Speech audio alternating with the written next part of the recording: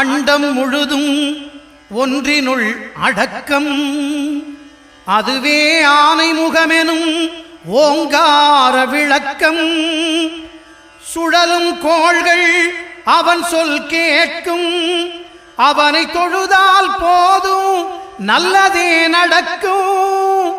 ஆனைமுகனை தொழுதால் நவக்கிரகங்களும் மகிழும்.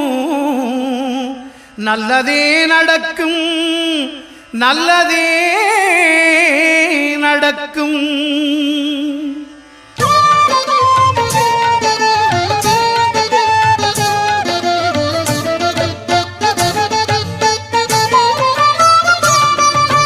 ஒன்பது கோளும் ஒன்றாய் காண